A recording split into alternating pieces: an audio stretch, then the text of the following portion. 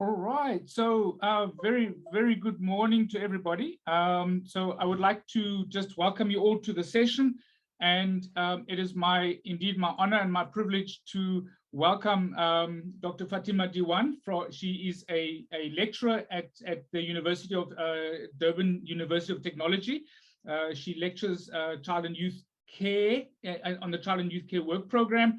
She has a BTech in Child and Youth Development from DUT, a master's in higher education from the University of KZN, and she recently graduated with a PhD from DUT in public administration around peace building, and her action research study focused on using youth empowerment to address the issue of school violence, and we all know that that is quite a critical issue nowadays. She also lectures the module Human Development from year 1 to year 4 and coordinates the first year students practical component at DUT. She served as program coordinator for Child and Youth Care Program from 2008 to 2013 and from July 2020 until September 21. Was also involved with overseeing the community program Ukuba Nesibindi project from 2006 to 2016 in the Warwick Junction. She serves on Lifeline Board of Directors from 2003 to 2009 and Residential Standing Committee Durban Children's Society from 2000 to 2006.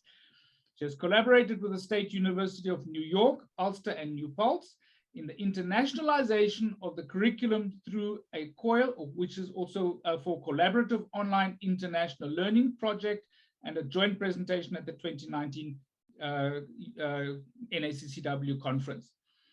She currently serves as a member of the Higher Education Task Team with the Professional Board to explore and expand higher education in child and youth care field.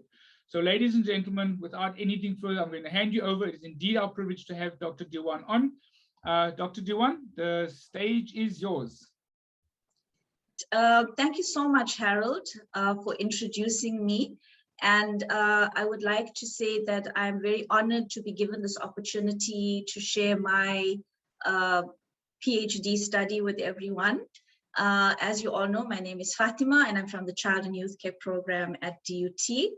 My PhD study was based on youth empowerment for peaceful schools, and it was done in the peace building field. In terms of the research problem, school-based violence is a major concern internationally and in the South African schooling context. And as you all are aware, there are various media reports and studies telling us that school-based violence is escalating in secondary schools at an alarming rate. It has a negative impact on the physical, social, cognitive, and emotional well-being of young people. And to compound matters, family and community environment play a role in escalating these issues. In the presentation before this in the plenary, the speaker from the Department of Basic Education was talking about the social ills that occur in families and communities and how this is impacting on the school environment. So the victimization, the perpetration, the witnessing of school violence may condition young people to accept violence as a way to solve problems, and this has an adverse outcome for development. So to address the issue of reducing school-based violence, there is a need for evidence-based and developmental interventions. So I was hoping that through my research, I could have this evidence-based intervention. The definition of violence by the World Health Organization tells us that it is the intentional use of physical force or power, threatened or actual against a person or another group or community that either results in or has a high likelihood of resulting in injury, death, psychological harm, maldevelopment, or deprivation. So for us as child and youth care workers, we can see that the impact of violence on young people is one that is adverse. My study focused on youth empowerment to address the issue of school-based violence. So a definition of youth empowerment by Augsburger, Gecker, and Collins, they define empowerment as a strengths-based concept that focuses on acquiring the skills, knowledge, and resources to promote positive change at an individual, community, and organizational level. So I was hoping through my research to use youth empowerment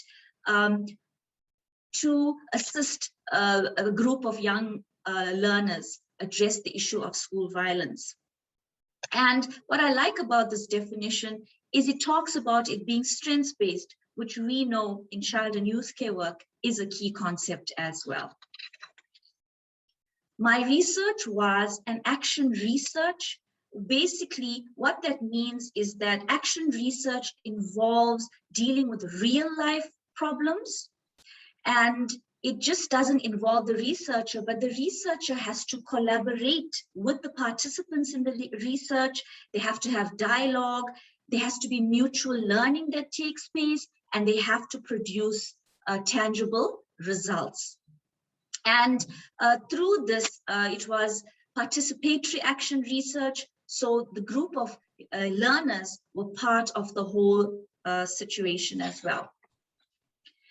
The aim of the study, the overall aim of the research was to develop, implement, and evaluate a program that utilizes important aspects of youth empowerment, such as social action and participation to reduce school violence. I had 4 objectives for the study.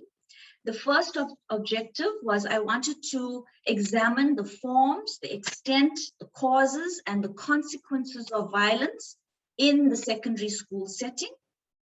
My second one was to explore the theory and practice of youth empowerment.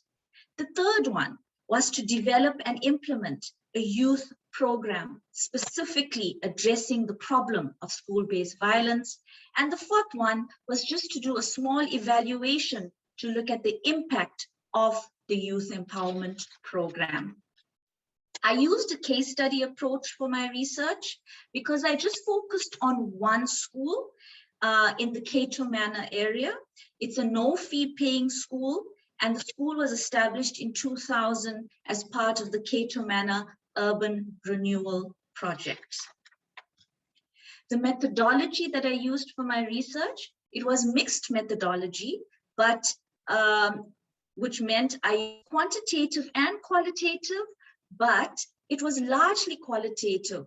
So the quantitative part is where I had a questionnaire with 90 learners from grade 10 in the school.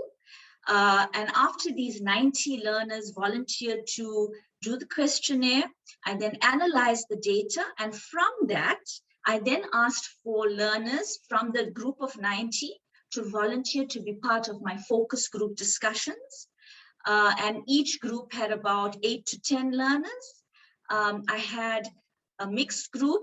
I had 1 female group and I had 1 male group of learners. And the reason why I had learners separated into the separate genders is because I wanted them to talk freely, and maybe there were issues that would come up that they wouldn't feel so comfortable to talk about if all of the groups were mixed groups.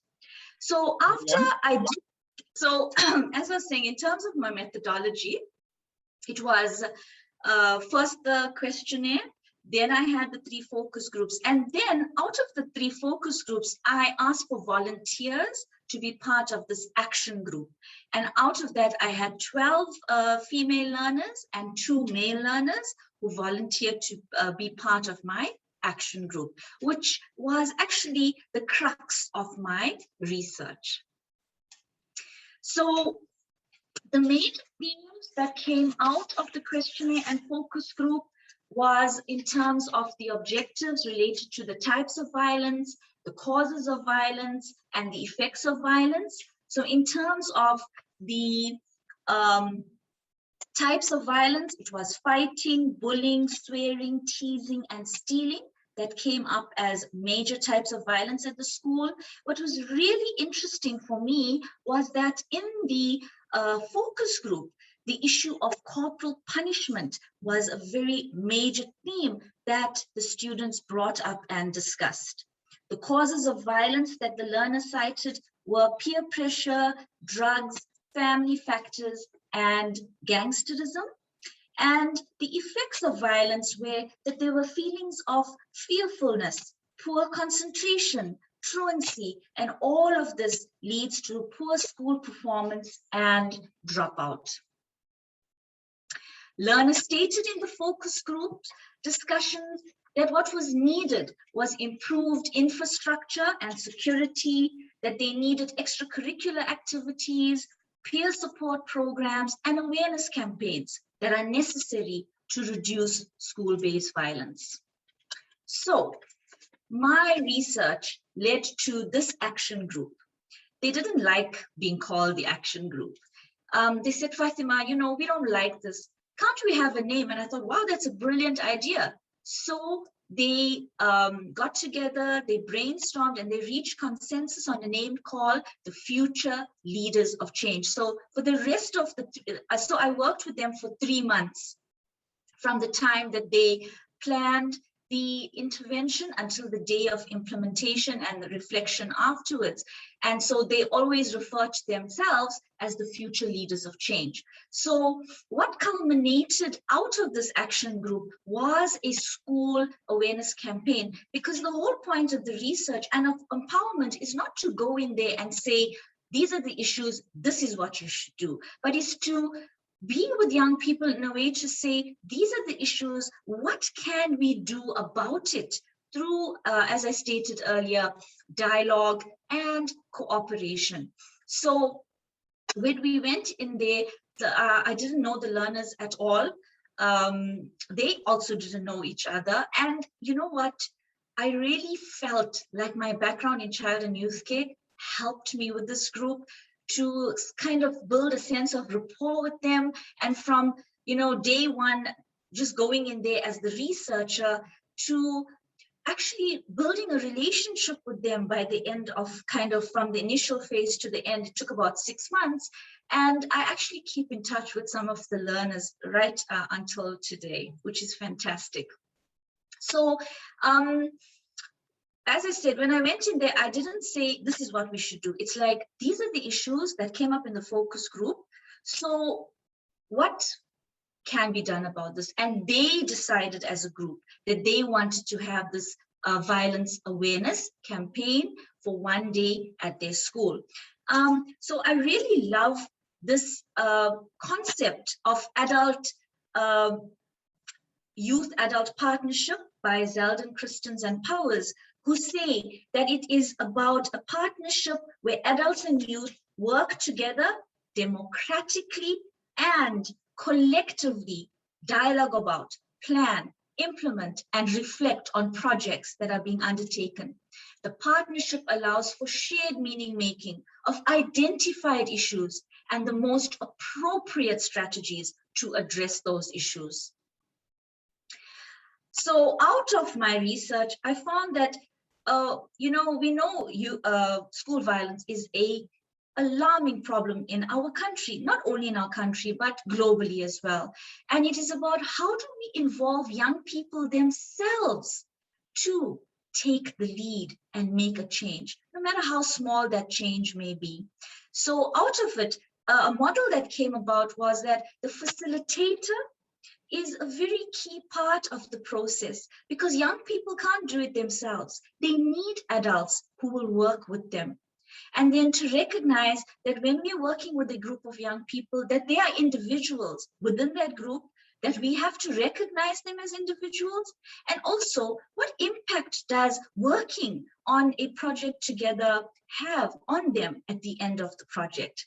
We need to look at the fact that there are group processes that are occurring during this whole process of planning, developing, brainstorming, and implementing whatever project it is that they are working on, and that ultimately this should lead to some sort of action taking place, which leads to a sense of empowering young people and eventually, hopefully, a slight change, if any, in their environment. So out of my research, I found that there were certain key characteristics of youth empowerment that are important at a facilitator level, at the individual learning in terms of the young people, and in terms of the group processes. So the facilitator, it's important for them to have empathy, rapport, trust, partnership, respect, sharing, power, facilitation, and communication, which, if we look at all of those things, are characteristics which we have as child and youth care workers. Individual characteristics that I saw in the young people themselves was that they displayed a sense of self-confidence, a sense of responsibility, participation, creativity, and leadership. The group processes that I saw happening during the project was that they worked as a team, they needed to show respect to each other, they had to make decisions together. And sometimes it was difficult for them because it was learning how to compromise. I saw problem solving happening, creativity, and advocacy. So basically, the violence awareness campaign that they developed, it included half a day where they got the whole school together and they did a program for the school. So they had to go to the school principal and advocate for letting the learners off for half the day. They had to get together and develop. So they developed a drama, and in the drama, they had the school choir. They invited the local policemen from the local police station. They had poetry, they had rap, and all of this centered around the theme of reducing or addressing the issues of school violence from their school in terms of what they came up with that exhibited itself in the focus group discussions. So it was so interesting, you know, for me to kind of step back. Okay, there were times I had to play devil's advocate because some of the things that they said I needed to, like, we had to look at the pros and cons of it. But ultimately, to just stand back and watch them take the lead, to go and advocate for this day with the principal, to make posters and put it up all over the school, to get learners from other grades involved in this program. So it wasn't just this group, but ultimately at the end of the day, there were other learners from other grades who took part in this project as well. So, you know, the benefits of youth empowerment in a school setting to reduce school violence, I found it cultivates moral identity in young people. Young people are seen as assets and as instruments of change. And ultimately, it's about harnessing the strengths of young people. And I love this definition of tackling violence in schools that I found in the report on tackling violence in schools, A Global Perspective 2012, where it says, effectively addressing violence in schools cannot be done without the meaningful involvement of children themselves. Indeed, children have the capacity to become agents of change and to raise awareness and to organize themselves and others, to protect and support each other, and to identify and support victims of violence among their peers. And I think ultimately, this is what youth empowerment is, and this is what we need to do as a strategy going forward. So the recommendations that came up of my study was that it's important to use peers as support mechanisms, that we need to harness the power of youth to tackle school violence from within, and in that way leading to youth empowerment, that we need to provide learners with structured activities, because if they are not involved in structured activities, it leads to a sense of boredom, for example, and this leads to negative behavior. That the part about the corporal punishment said to me that alternative discipline techniques is very critical as part of teacher education, and that the core values of empowerment can be used within the context of peace clubs in schools. There are peace clubs that are happening in schools, but it's not done widely. And this is where child and youth care workers can fit in, because one of the limitations of my research was I was there for a short period of time. I did what I needed to do, and we tried to sustain it, but it didn't sustain for more than a year. But if you have an adult there all the time working with young people, then these strategies can be addressed on an ongoing basis. And what was lovely about this, in the presentation before this, the speaker from the Basic Department of Education was saying about employment opportunities for child and youth care workers in schools, because frankly, teachers don't have the time to address these issues, and they are not trained to deal with these psychosocial issues. And child and youth care workers would be a great asset in schools. This is just ethics, the boarding part of the research. So I needed to get ethics from the Department of Basic Education, from DUT, from the principal. I had to get informed consent from the learners as well. This are the future leaders of change. This was taken on the day that we did the campaign, and as a present to them, I got t-shirts made. At the back it said Future Leaders of Change, and at the front it's their name, and they were very proud. They were very nervous on the day of the campaign, but so very proud when the principal gave her address and spoke about how these kinds of initiatives are needed by young people in schools. Thank you very much. That's the end of my presentation. Thank you very much, Dr. Dewan. So for the audience out there, just to say to you that if you do have any questions, please type them on the Q&A section on your side. They will pop up on a screen here that I have open, and then I will ask the relevant questions to Dr. Dewan. So kindly, if you have any questions, please pop them onto the Q&A section, and I will then respond or tell her what the questions are. So any questions from the audience? And just to say, Dr. Dewan, we have Hilda Callahan all the way from Australia sitting in on your session right now. So just to so somebody there, the late afternoon in Australia. So yes. Great.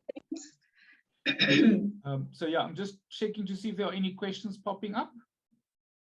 Might take a few seconds because it's because of the live streaming. No problem.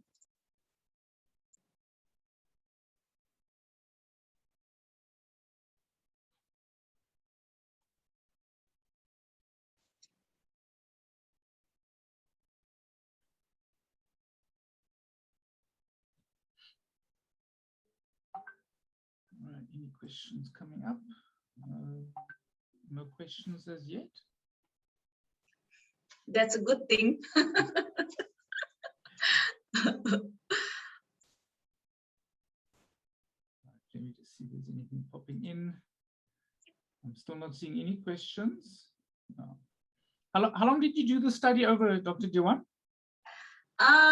I did it over, well, the whole PhD took me about 6 years to complete, but the actual data collection took about 6 months, from the initial questionnaires right up to working with the future leaders of change and the implementation, and then the reflection and evaluation afterwards. I would say it took me about 6 to 8 months working with the young people. Quite a long time, no? So it's quite an intensive, in-depth study then, yeah. Yes, it was. And the fact that it was action research, because in the peace building program, they do not accept anything except action research. So, you know, you have to go in there and work with the research participants. But it was actually really great because you get to see the difference that's been made, not just from you as the researcher, but, you know, by the research participants themselves. So I found that a major learning out of the research for me as well. Okay, good, great. Okay, so we've got a comment, just very interesting study, Fathima. It is extremely important for more schools to use these strategies with young people. Okay, so we have a comment there for you. All right, so no questions. Okay. Yeah, I think let me just put myself back on the screen then. But thank you very much for your presentation. And I think, again, also, as with, oh, sorry, we've got question. Lovely. All right. Would it be possible for this empowerment model to be implemented in child and youth care setting? We have young people who are exposed to violence, and some are violent in child and youth care centers. I guess so, because the whole issue here is, okay, I used a school setting, all right, but the whole issue here is about how do we use this model of youth empowerment with young people so that they themselves are seen as not just a part of the problem, but part of the solution, and working with them to bring about some change, as small as that change might be, because a small change is better than no change. That's what I always say. So I guess, yes, it could be. Okay. Thank you for that response. All right, there's all right, no other questions. We've got a few minutes, so I think we can hang in there for a little bit. Yeah, again, with the other session that I was moderating, again your ecological approach model seems to have had prominence there as well.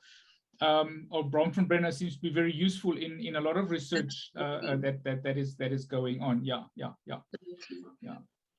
And it was really interesting because I was able to use some of the theories that we learn about in child and youth care in my own research, but also learn other theories related to child development and youth empowerment as well, and how important it is for young people to have a voice and to become agents of change, no matter what setting they are in. And in that way, to give them a sense of empowerment, a sense of meaning, that they are able to contribute in some way and make a difference. Absolutely. Okay, yeah, could you maybe just click on stop share, and then I think so that your audience can see you. Let me see if there's any other questions. We have another question. Let me see the question. No, the question has got a vote. Sorry, it's not another question there. So, okay. So people have liked the question, at least. Okay. All right, your face should be appearing here soon. Okay, I'm going to give it another half a minute or so. Let's see if there's any more questions, and then I think what we can do, we'll end the session. Yeah.